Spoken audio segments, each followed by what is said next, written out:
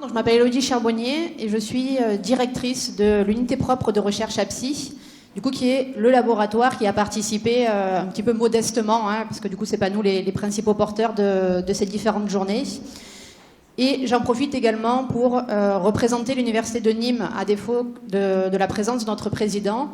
Et du coup, je me fais un petit peu son écho pour vous faire état du fait que l'université est extrêmement contente de pouvoir accueillir ces différentes journées, notamment parce que du coup, l'université, on sait que c'est un lieu de savoir et d'enseignement pour les étudiants. C'est un lieu où on va réaliser un certain nombre de travaux de recherche. Et pour nous, c'est aussi important que ça soit un lieu qui permet d'accueillir des publics aussi très variés, des partenaires institutionnels, des acteurs de terrain. Et pour nous, c'est vraiment important d'organiser ce genre de journée et de montrer que l'université, finalement, c'est un lieu ouvert où on peut mener des événements qui ont pour but de promouvoir un certain nombre de connaissances. Et là, en l'occurrence, pour ce qui va nous réunir aujourd'hui, demain et après-demain, pour arriver à promouvoir un sport plus inclusif au sein de notre département. Du coup, j'ai aussi la charge ce matin de modérer les différentes interventions. Donc, en première intention, ce discours d'introduction, et puis ensuite les plénières qui vont suivre. Donc, globalement, moi, ma principale mission aujourd'hui va être de faire en sorte de ne pas écorcher de nom et de ne pas me tromper non plus dans les affiliations des différentes personnes. Et donc, je vais très rapidement donner la parole à monsieur Vincent Robout, du coup, qui est à ma gauche, et qui est président du comité sport adapté du Gard, qui va être porteur de ce projet et du pôle d'innovation sociale, sport et handicap. Merci beaucoup. Bienvenue et très heureux de vous voir un peu tous ici, que ce soit étudiants, toutes les personnes acteurs en tout cas, qui peuvent co-construire ce projet ensemble. Donc cette histoire, comment ça a démarré? C'est que le comité sport adapté a porté un peu le projet parce que il fallait une réglementation, un numéro SIRET, donc on a commencé. C'était suite aussi à une grosse frustration, c'est mon deuxième mandat en tant que président, où je ne pouvais pas répondre réellement à des fois des appels téléphoniques de parents ou de personnes en situation de handicap où on ne pouvait pas les orienter sur du sport. Et cette loi de 2005, on n'arrivait pas à y répondre, de dire il faut donner l'accès au sport à toute personne en situation de handicap. Donc le projet a mûri petit à petit. On a souhaité le co-construire évidemment avec Handisport, qui eux accueillent des situations en personnes handicap également, et le GDOS représentant de tous les comités départementaux ordinaires qui accueillaient et pouvoir justement travailler avec eux ensemble pour pouvoir accueillir ces personnes-là. Donc ce projet a été évidemment démarré par Isabelle, ici présente, et je te remercie en tout cas parce que tu fais un boulot énorme en ce moment. Émilie, qui était là au départ au comité en tant que directrice et qui a d'autres projets professionnels, est partie sur le chemin. Et puis Nathalie Ducdos, qui nous a bien accompagnés aussi, en tout cas, sur ces projets. Donc, je remercie pour cette démarration du pôle. Alors, évidemment, il fallait remercier tous ceux qui ont construit et qui ont amené ce questionnement. Marion aussi, qui est Soavi, qui est ici. Alors maintenant, ça a changé de nom. Ça fait un petit moment. C'est la SDJES, anciennement Jeunesse et Sport, comme ça tout le monde va comprendre, qui nous accompagne depuis un petit moment maintenant. Cathy Gillet, qui est à côté aussi, que je remercie, qui elle est du département du Gard, pour pouvoir, pas que là-dessus, mais sur d'autres événements, sont toujours présents et je vous en remercie. L'Agence nationale du sport, notamment dans le cadre de l'Impact 2024, évidemment, puisqu'il y a une action là, à ce niveau-là, le conseil départemental et le service autonomie, avec qui je vous remercie aussi. Et pour évidemment préparer ces journées, il y a la Caisse nationale de solidarité pour l'autonomie, l'Université de Nîmes, évidemment, qui nous accueille dans cet événement. Sans un lieu comme celui-ci, on aurait eu du mal à accueillir aussi tout le monde, donc ça fait partie des remerciements, avec la ville de Nîmes, puisque... merci aussi d'être là, vous aurez le micro, mais merci en tout cas de nous accompagner. Donc ces journées d'études construites à partir aussi d'un état des lieux, parce qu'il fallait bien partir d'une page blanche. Donc on a pu avoir des témoignages de sportifs, de parents, avec qui on a travaillé, des clubs, des éducateurs sportifs, des profs de PS aussi, et parler en tout cas de leurs ressentis, de leurs attentes, comment eux ils pouvaient voir ce pôle d'innovation sociale. Donc ça a permis de déboutiquer un peu tout ça, on a fait de belles réunions, et réellement, Pour moi, ce projet, il a réellement commencé en mai 2021. Alors, je vous avouerai que l'épisode Covid nous a pas aidé au départ. Mais bon, on a pu, par les visios, avoir des interviews. Et puis, on a dit, allez, on y va, avec nos différents partenaires. Donc, merci en tout cas à eux d'avoir témoigné, d'avoir joué le jeu, hein, les parents, les sportifs. On en a un hier, Kevin, hein, qui était avec notre Premier ministre, d'ailleurs. Ceux qui peuvent aller le voir, et vraiment, c'était très émouvant. Et ça a permis de construire et de valider, en tout cas, ces journées d'études pour répondre à cette problématique. Donc, vous allez voir, il y aura différents intervenants, et ceux-là associés évidemment à la fac de la ville de Nîmes, et l'implication de la filière STAPS, et Aurélie Gonzalez, qui nous a bien, en tout cas, suivis, et les étudiants, merci en tout cas d'être présents. Anne Marcellini de l'Université de Lausanne, qui va aussi faire partie des intervenants, Ève Gardien, professeur sociaux de Rennes, Alexis Vallée, qui lui arrive de Milan, Marc Blin, que j'ai pu croiser, que j'ai vu là, de l'INSHEA de Suresnes, et Simon Pitot de l'IMF d'Avignon. Donc voilà, un grand merci en tout cas à tous ces acteurs, sportifs, parents, hein, j'arrête pas de le dire, les parents nous aident beaucoup. On n'aurait pas pu en tout cas commencer, et ce colloque est vraiment le démarrage en tout cas d'une belle aventure, et j'espère que ça va aller au bout. Cette co-construction avec tous les partenaires va aller au bout, et voilà, qu'on puisse en tout cas fiers de ce travail-là. Merci à vous. Je vous propose maintenant que nous passions au deuxième intervenant, donc Laurent Lachazette, qui est trésorier du comité départemental handisport et également sportif handisport. Bonjour à tous. Donc, tout d'abord, je voudrais adresser mes remerciements à tous les partenaires et institutions pour la création de ce pôle pour l'inclusion. On sentait la nécessité, au fur et à mesure des années, de plus en plus pressante. Il était donc important d'instiller ce mouvement.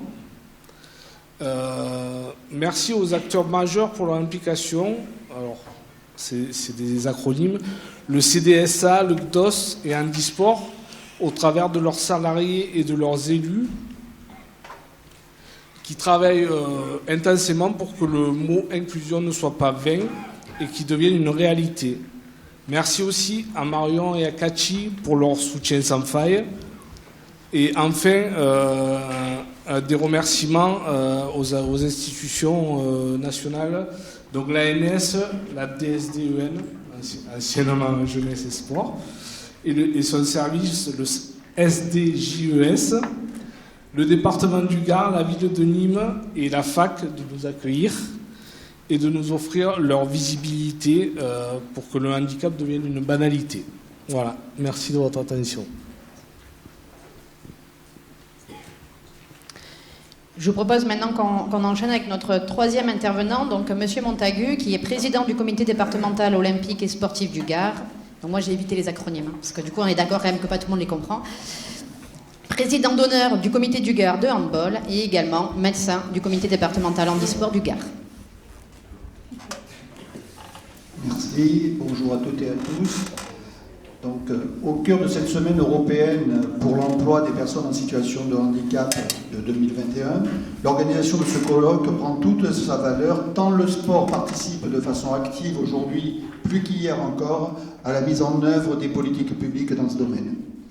Le comité départemental olympique et sportif du Gard, représentant officiel du sport et de tous les sports olympiques et paralympiques dans sa globalité dans le département, s'est légitimement associé dès le début avec ses élus et ses salariés au comité départemental de sport adapté du Gard et au comité départemental handisport du Gard à la co-construction du projet initial autour de l'inclusion sportive. On parlait à l'époque d'intégration par le sport.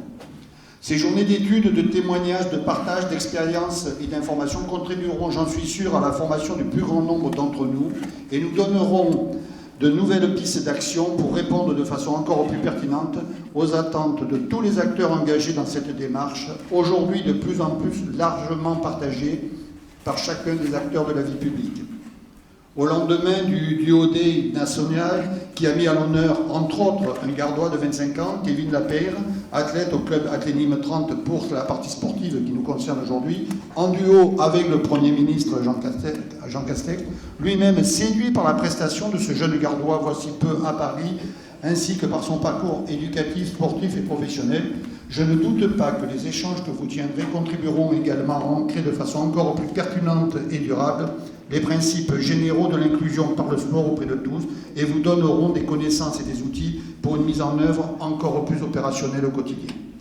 Ce colloque a en ce lieu au sein de UNIM Université, labellisé Génération 2024, avec tous les partenaires associés de l'éducation nationale, SDJES, du Conseil départemental du Gard et son service des sports, de la ville de Nîmes, de l'UPR Abcivé, et ceux qui contribuent également au développement du pôle inclusif et qui co-participent également au DAIS, comme l'Agence nationale du sport et ses actions Impact 2024, la direction de l'autonomie du conseil départemental, entre autres, démontrent, s'il le fallait, toute la place qu'occupe désormais le sport dans le domaine de l'inclusion.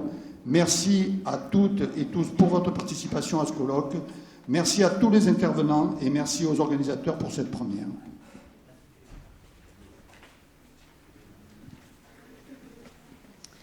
Alors, je vais maintenant laisser la parole à notre élue de la ville de Nîmes, Madame Véronique Jou-Samu, qui est conseillère déléguée au handicap et à l'accessibilité.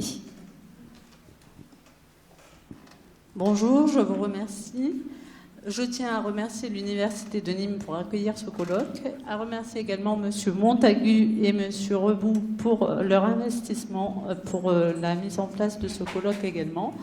Je suis très heureuse de voir qu'il y a des choses qui sont faites pour le sport inclusif et sachez que je suis à l'écoute systématiquement de tout ce qui peut être fait pour améliorer le quotidien des personnes en situation de handicap.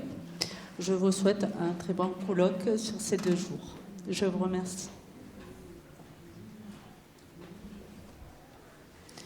Et je vous propose que nous terminions du coup ce discours d'introduction par l'intervention de Monsieur Vincent Bouget, qui est élu au conseil départemental délégué au sport. Oui, merci et bonjour à tous. Merci aux présidents de comité, à leurs représentants d'avoir organisé ce colloque et puis plus largement depuis quelques mois maintenant d'avoir remis le pain sur la planche pour essayer de trouver des solutions efficaces et efficientes. Merci à l'Université de Nîmes de nous accueillir. Je ne vais pas être beaucoup plus long parce que l'essentiel a été dit et ce qui sera intéressant, c'est les interventions qui vont être faites au cours de ces 2 jours, plus la journée de dimanche. C'est un colloque ambitieux. Je pense qu'on a toujours besoin de réfléchir, de lever la tête du guidon et de réfléchir à des actions efficaces. Et le département et la présidente Françoise Laurent-Périgot que je représente ici, ses services et directions à la fois de l'autonomie et des sports seront évidemment très attentifs à ce qu'il en ressortira. Nous accompagnons déjà avec enthousiasme, c'est ce que m'ont dit les services, avec enthousiasme le projet, le dispositif et le pôle d'innovation sociale. Je voudrais juste avoir moi un mot pour les étudiants qui sont là, parce que je crois que c'est peut-être la base ou l'essentiel, mais la loi date de 2005 et aujourd'hui, plus de 16 ans plus tard, on a avancé, mais on est encore très loin de la question de l'égalité. Parce que ce que vous posez et ce que vous allez poser pendant ces 2 jours, c'est la question de l'égalité. Et c'est très long, le chemin est très long. Je le vois dans l'éducation nationale, je suis moi-même enseignant, je peux vous dire qu'il y a encore beaucoup de travail. Dans les sports, il y a beaucoup de choses très bien qui se font, mais on a encore besoin de franchir un palier. Et je crois vraiment que ceux qui sont formés ici à l'université, qui seront les acteurs demain de la vie sociale et notamment du sport, ont une responsabilité importante, parce qu'il va falloir bousculer des schémas qui sont profondément ancrés et que leur volonté, leur travail nous permettra de franchir la barre encore plus. Voilà. Donc je ne serai pas plus long, je vous souhaite deux bons jours de débat et d'échange. On lira avec attention, malheureusement moi je ne peux pas rester, j'ai d'autres rendez-vous, mais avec attention les conclusions du colloque. Enfin, en tout cas j'espère qu'il y aura des publications qui seront faites pour que demain le département, mais j'imagine les autres institutions, puissent accompagner encore plus voilà, le travail dans le sport inclusif, parce qu'on le voit par le sport, il y a plein de choses qui peuvent se faire. Je vous remercie.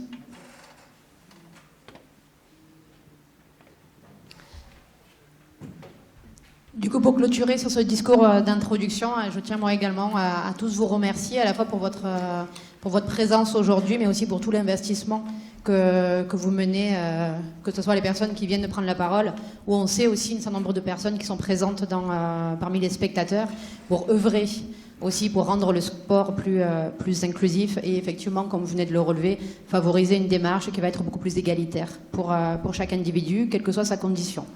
Avant qu'on passe à la conférence d'introduction, du coup, on a un petit jeu à vous proposer. Du coup, les petits étudiants jeunes qui maîtrisent plus les nouvelles technologies vont venir vous présenter un petit peu la démarche.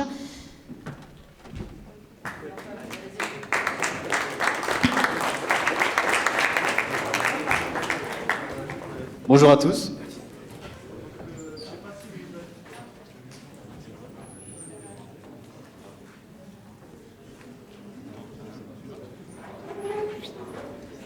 Bonjour à tous. Alors, je ne sais pas si vous avez pu le lire, le papier concernant le klaxon, ça va être le questionnaire, donc pour pouvoir interagir un peu ensemble.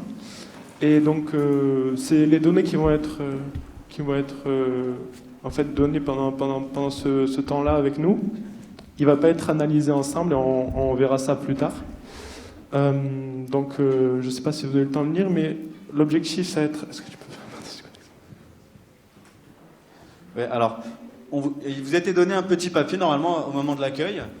Je ne sais pas si vous connaissez Klaxoon. Ça permet de recueillir des statistiques en temps direct. Ça va s'afficher sous forme de nuage de mots, un brainstorming. Donc, la première question sera le sport en un mot c'est, et chacun d'entre vous va devoir donner un mot qui correspond à ça. Et donc, il faut se rendre sur le site internet, ou alors ceux qui peuvent scanner le QR code.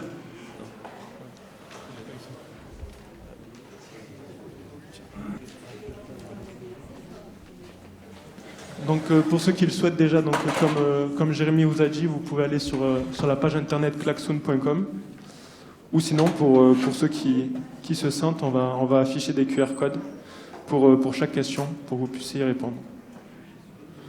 Hop.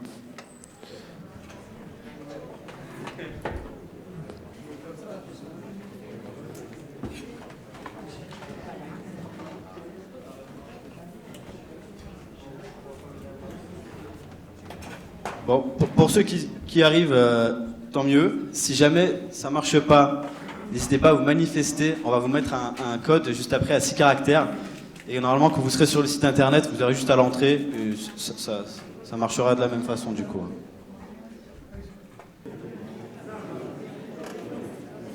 J'espère que c'est bon pour tout le monde. On va afficher le nuage de mots rapidement. Bon, alors du coup, tous ces mots, toutes ces données, elles seront traitées bien sûr plus tard. Mais là, vous pouvez déjà vous rendre compte un peu de ce qui ressort de tout le monde, de toute l'Assemblée. Notamment le plaisir, physique, santé. Plus le mot est gros, plus il y a de monde qui ont mis ce mot. Bon, on va passer à la prochaine question du coup.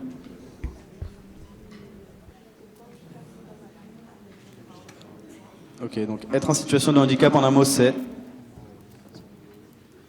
On voit pour vous que ce qui ressort le plus, c'est l'adaptation. Il y a exactement le verbe adapter qui rejoint adaptation. Difficile aussi, contrainte, restriction, limite, complexe, différente, contraignant.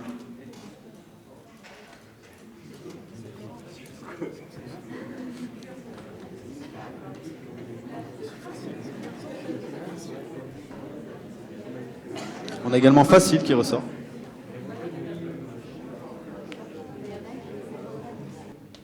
Très bien. On voit un peu la tendance qui ressort. On va passer au dernier.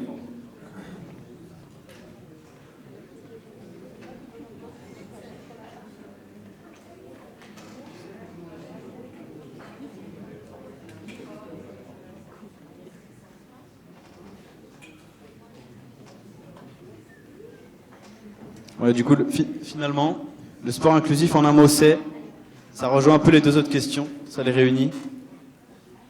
On vous laisse scanner le dernier QR code.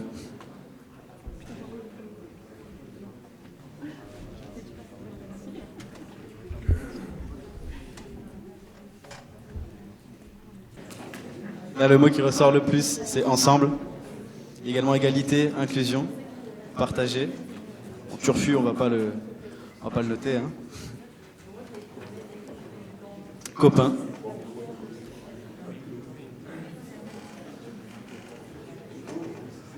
Avenir également.